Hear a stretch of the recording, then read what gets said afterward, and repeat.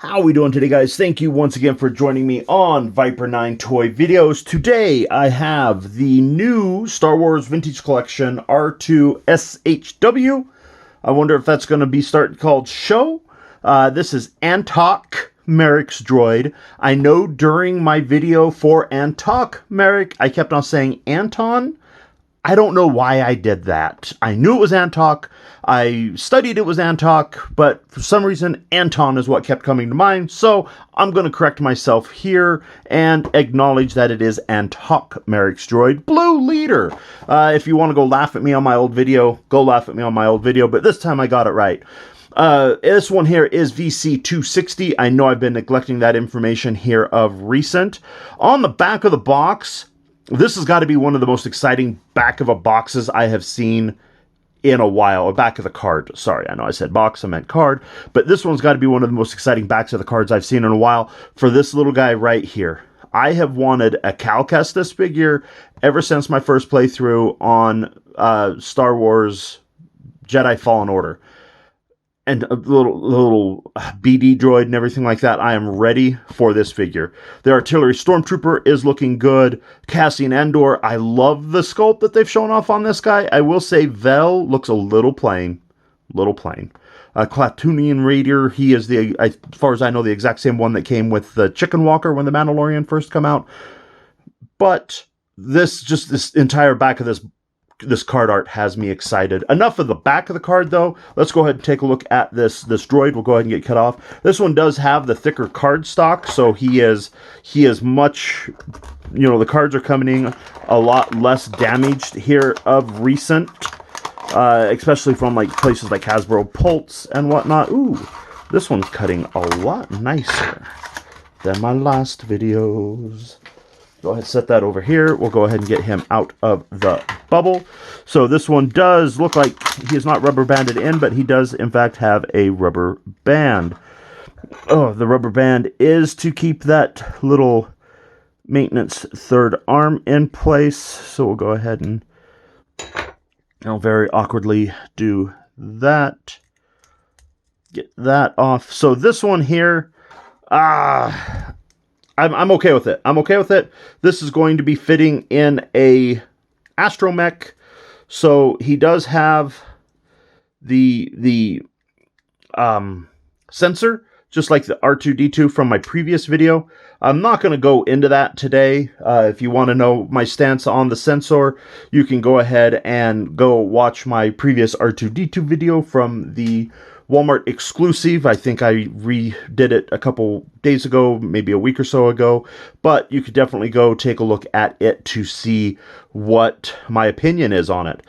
This third arm, or this little plate, opens up to get the third arm out, which is stuck. That is not wanting to come out at all. Anyone want to see me cut myself on a YouTube channel? Just go ahead and subscribe now. Oh, you're not going to... I might actually have to go get like a needle or a pair of tweezers or something, because this guy... Oh, there we go. There we go. So we got that arm out. Oh, it might not even be that third arm. It feels like it might actually be getting stuck. Like the panel's not wanting to move very well. Huh, interesting. So on this droid here, he does have the restricted movement there. The sensor array does come up. You have to push the third leg up, get the sensor array up. Push the sensor array down to get the third leg down. He does not have a ball roller. He has a foot peg. Oh, that's going to be a problem. And now I think it might be gone forever.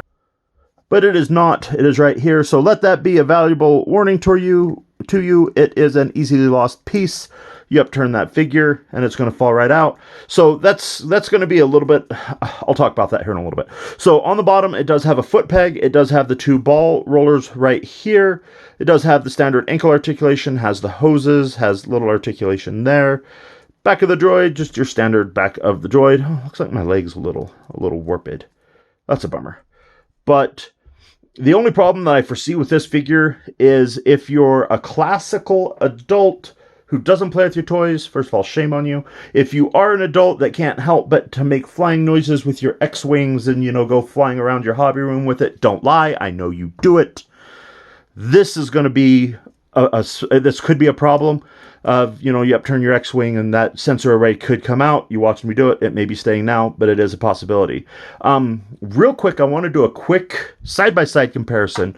So this one is the R2 unit that came with one of the Disney's Galaxy's Edge. I think it was Galaxy's Edge. It might just be Disney.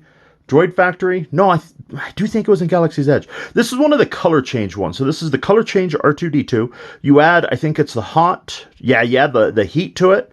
And it changes into R2-D2. Without the heat, it goes red body and then black. So I just wanted to do, okay, so where he still has blue on him, this has black. The dome's a little bit darker. So this is probably a viable stand-in if you have him, even though I bet he's harder to come by now, since Disney clearanced them out.